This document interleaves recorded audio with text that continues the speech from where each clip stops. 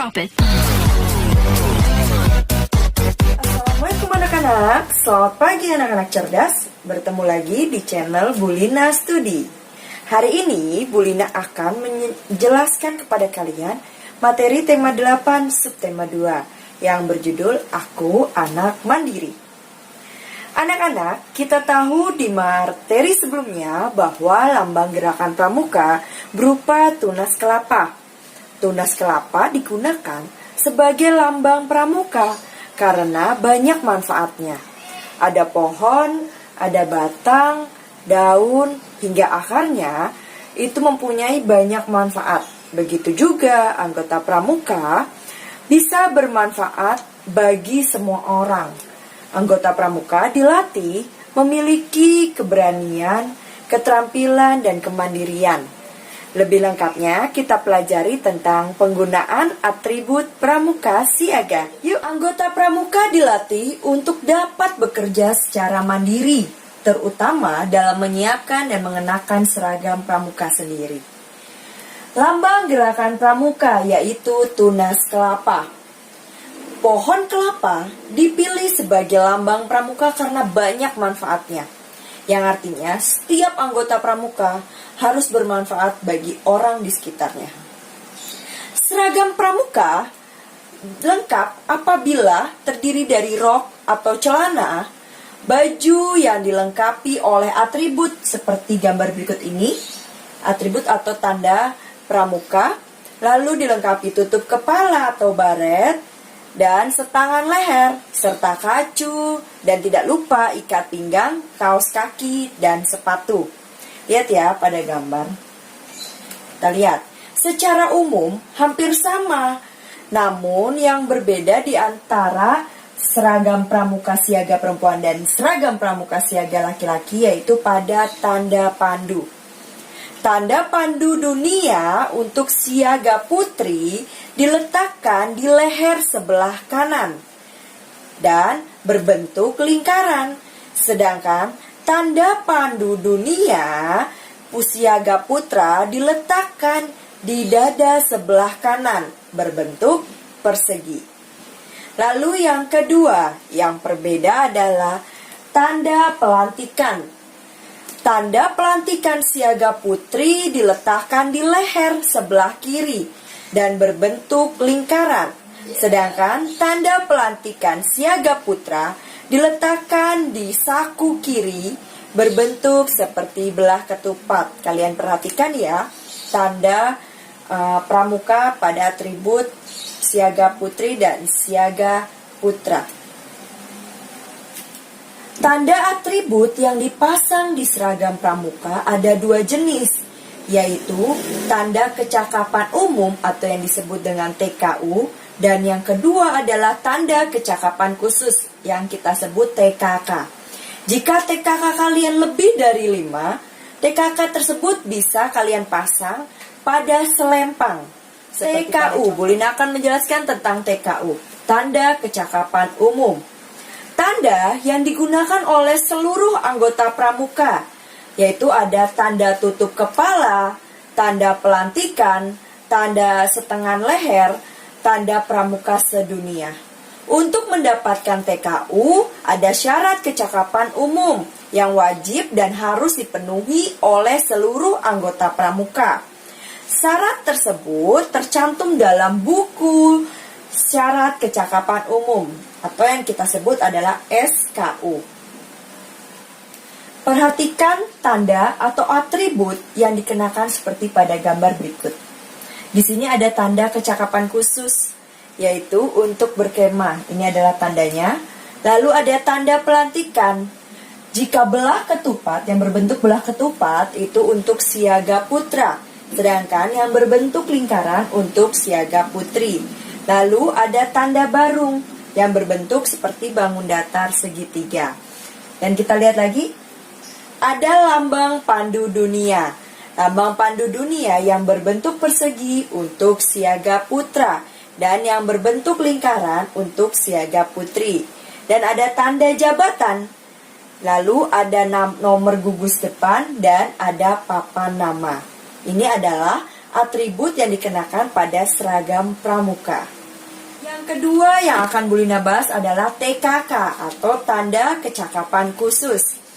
Tanda kecakapan khusus, tanda yang diberikan kepada anggota pramuka sebagai bentuk apresiasi atas kemampuan yang dimiliki dalam bidang tertentu. Nah, TKK ini semua anggota pramuka wajib memiliki keahlian khusus. Nah, setiap anggota pramuka yang memiliki keahlian tertentu akan diuji oleh pembina pramuka. Jika anggota pramuka tersebut lulus ujian, maka akan diberikan tanda kecakapan khusus sesuai keahliannya. TKK diberikan untuk menambah semangat anggota pramuka dan bertujuan untuk melatih keterampilan serta kemandirian seluruh anggota pramuka. TKK Pramuka Siaga 1 berbentuk segitiga sama kaki terbalik. Yang kedua, dipasang di lengan baju sebelah kanan. Yang ketiga, dipasang membentuk setengah lingkaran di sekeliling tanda kuarda dengan puncak menghadap bawah sebanyak 5 buah. TKK yang wajib dimiliki oleh anggota pramuka berjumlah 10. Untuk mendapatkan 10 TKK tersebut, anggota pramuka harus memenuhi syarat kecakapan khusus dalam setiap bidang yang diminati dan harus lulus ujian oleh panitia pramuka yang akan diuji oleh pembina pramukanya. Selain 10 TKK wajib pramuka siaga, ada juga 5 TKK yang bisa didapat anggota pramuka siaga. Berikut TKK lainnya. Berikut ada TKK kuning yang meliputi bidang agama, mental, moral, spiritual, pembentukan watak, dan pembentukan kepribadian. Ini ya. Lalu ada TKK biru seperti ini. Dan ada TKK merah. Dan juga ada TKK putih. Dan yang terakhir ada TKK hijau. Berdasarkan materi subtema 1, kita sudah membahas bahwa Pancasila terdiri dari 2 kata, panca dan sila. Panca artinya 5, sila artinya dasar. Maka Pancasila adalah 5 dasar yang berisi pedoman kehidupan berbangsa dan bernegara bagi seluruh rakyat Indonesia. Simbol-simbol Pancasila terdapat pada lambang negara, yaitu burung Garuda yang disebut Garuda Pancasila. Yuk kita bahas sila-sila dalam Pancasila. Berikut penerapannya dalam kehidupan sehari-hari. Sila pertama, berbunyi ketuhanan yang Maha Esa. Memiliki simbol bintang tunggal dengan 5 sudut berwarna emas. Bintang tunggal dianggap sebagai cahaya, seperti cahaya kerohanian yang dipancarkan kepada setiap manusia. Berikut contoh pengamalan sila pertama. Ada kegiatan keagamaan, yaitu beribadah, berdoa sebelum makan, dan juga menyayangi makhluk hidup ciptaan Tuhan Yang Maha Esa. Dan berikut adalah contoh pengamalan Pancasila sila ke-1. Menghormati dan menghargai agama orang lain. Yang kedua, tidak memaksakan kehendak kepada orang lain untuk mengikuti agama kita. Lalu yang ketiga, selalu jujur dalam perkataan atau perbuatan. Keempat, menjaga dan melestarikan makhluk ciptaan Tuhan Yang Maha Esa. Kelima, berdoa sebelum dan sesudah melakukan kegiatan. Keenam, saling tolong-menolong tanpa membedakan agama. Ketujuh, tidak mengganggu orang lain yang sedang beribadah. Sila kedua, yang berbunyi kemanusiaan yang adil dan beradab. Memiliki simbol rantai emas. Rantai emas memiliki mata rantai yang berbentuk persegi dan lingkaran yang saling berkaitan. Mata rantai persegi melambangkan laki-laki dan mata rantai lingkaran menggambarkan perempuan. Bermakna karena bahwa setiap manusia, baik laki-laki atau perempuan, saling membutuhkan satu sama lain dan bersatu menjadi kuat seperti rantai. Berikut adalah contoh pengamalan sila kedua dalam kehidupan sehari-hari. bersikap adil terhadap sesama. Yang kedua, gemar melakukan kegiatan kemanusiaan. Yang ketiga, saling tolong-menolong dengan teman yang kesulitan. Yang keempat, menghargai perbedaan di masyarakat. Kelima, memperlakukan semua orang dengan cara yang baik. Yang keenam, memberikan bantuan kepada orang yang membutuhkan atau orang yang tertimpa korban bencana alam. Sila ketiga Pancasila berbunyi Persatuan Indonesia dengan simbol pohon beringin. Pohon beringin berukuran besar untuk berteduh di bawahnya. Artinya, sebagai negara kesatuan Republik Indonesia, semua rakyat Indonesia dapat berteduh di bawah naungan negara Indonesia. Pohon beringin memiliki sulur dan akar yang menjalar ke segala arah, bermakna bahwa keragaman suku bangsa menyatu di bawah nama Indonesia. Berikut adalah contoh pengamalan Pancasila sila ketiga dalam kehidupan sehari-hari. Mencintai tanah air. Kedua, menggunakan bahasa Indonesia ketika bertemu dengan orang yang berbeda daerah. Yang ketiga, mengikuti upacara bendera. Keempat, mengenalkan budaya Indonesia kepada bangsa lain. Kelima, memakai produk dalam negeri. Sila keempat berbunyi, kerakyatan yang dipimpin oleh hikmat kebijaksanaan dalam permusyawaratan perwakilan dengan simbol kepala banteng. Bermakna bahwa rakyat Indonesia harus senantiasa bermusyawarah, berdiskusi untuk melahirkan suatu keputusan yang mufakat. Berikut adalah contohnya. Contoh pemilihan ketua RT, lalu pemilihan ketua kelas. Ada juga pemilihan ketua OSIS. Nah, kita harus melakukan diskusi atau bermusyawarah terlebih dahulu. Nah, berikut adalah berbagai macam contoh pengamalan Pancasila sila keempat dalam kehidupan sehari-hari. Menerima hasil musyawarah dengan lapang dada. Kedua, terlibat aktif dalam gerakan sosial. Ketiga, ikut memberikan suara pada pemilu. Pemilu itu adalah pemilihan umum. Keempat, mengutamakan kepentingan umum di atas kepentingan pribadi. Yang kelima, melaksanakan hasil musyawarah dengan penuh tanggung jawab. Sila kelima Pancasila yang berbunyi keadilan sosial bagi seluruh rakyat Indonesia dengan simbol padi dan kapas.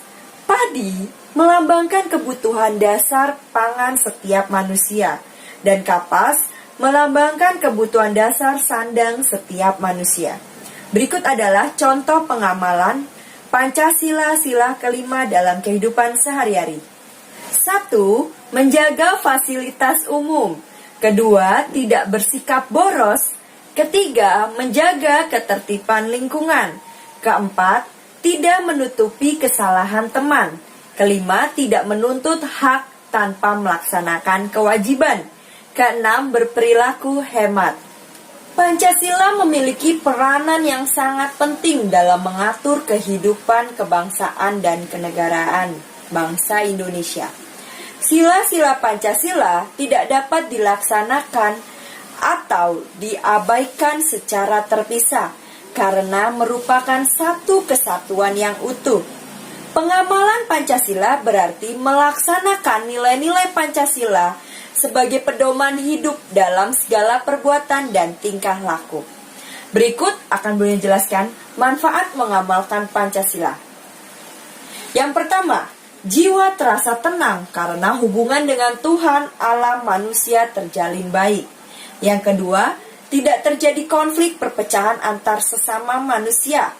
Ketiga, timbul rasa kasih sayang antara satu sama lain. Keempat, kehidupan menjadi harmonis. Yang kelima, tercipta kerukunan di masyarakat. Sifat bangun datar. Kita lihat bangun datar yang pertama adalah persegi. Nah, ini adalah contoh bangun datar persegi. Persegi ini memiliki ciri-ciri. Kita lihat ya ciri-cirinya.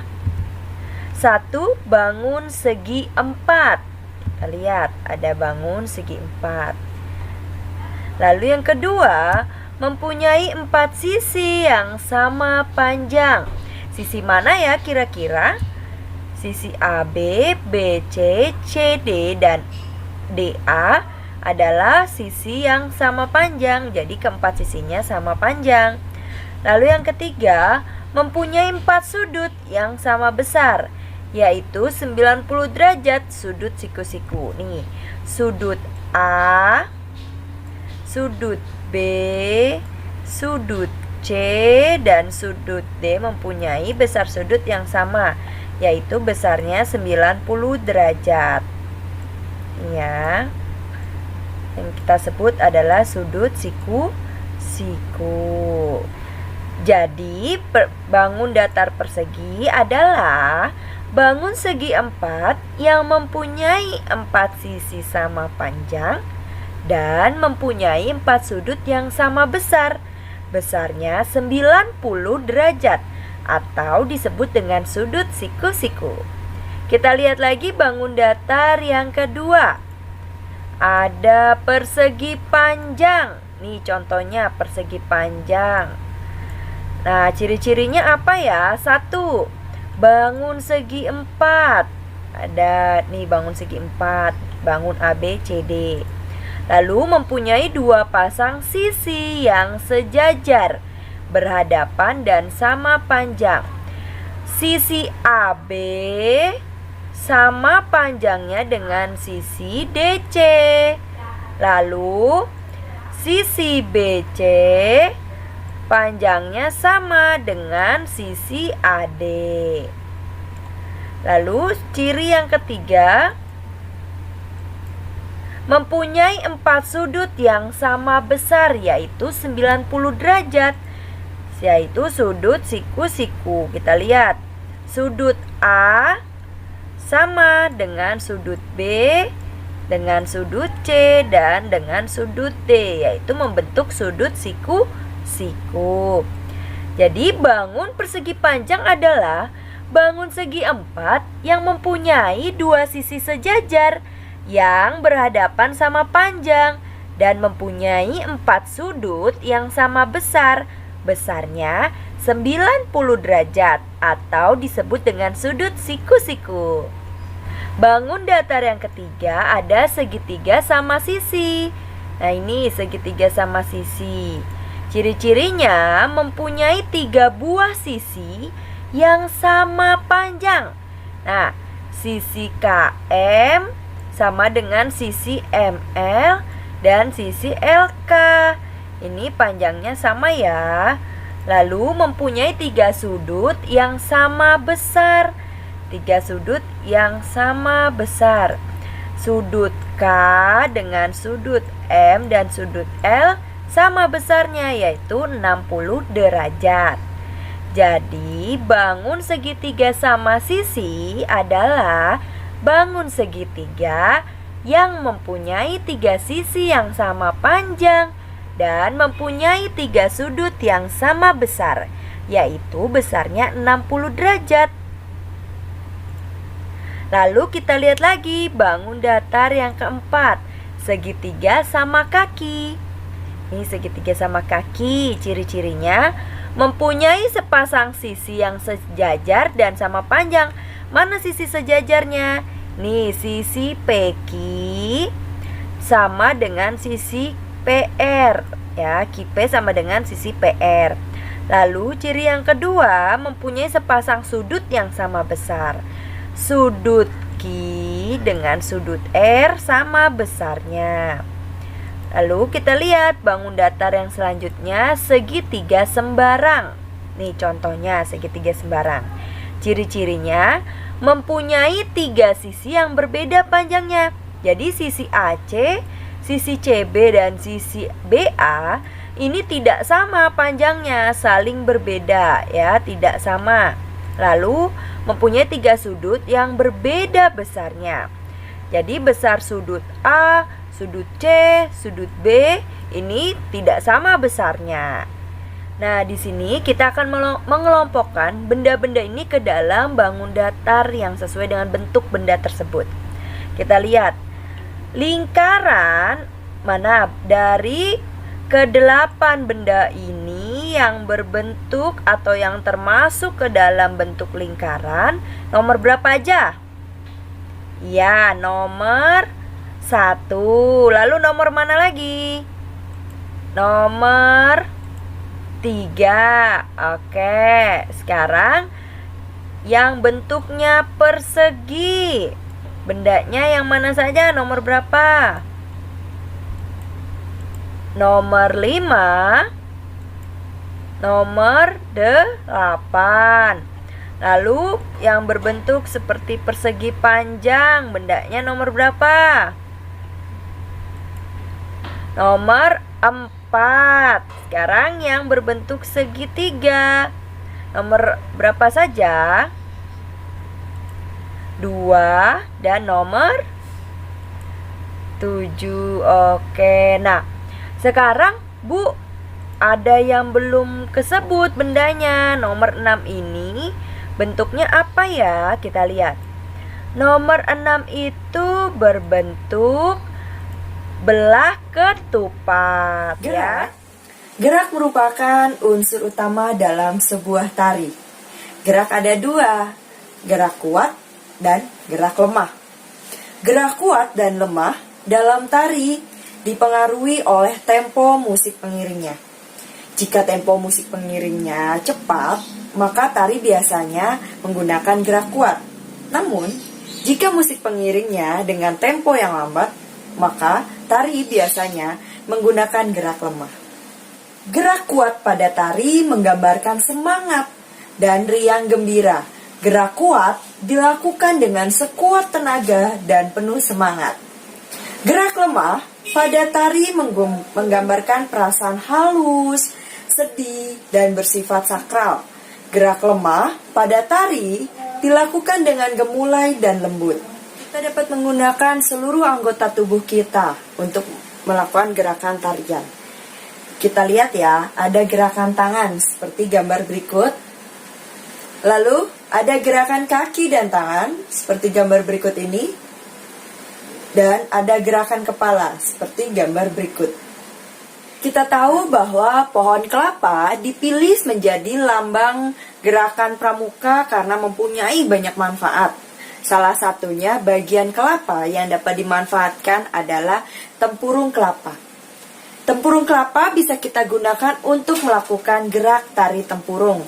Coba kalian buka buku kalian, tema 8, halaman 80 hingga 82. Di sini ada contoh gerakan tari tempurung. Kalian bisa lihat dan nanti kalian bisa praktekkan di rumah ya.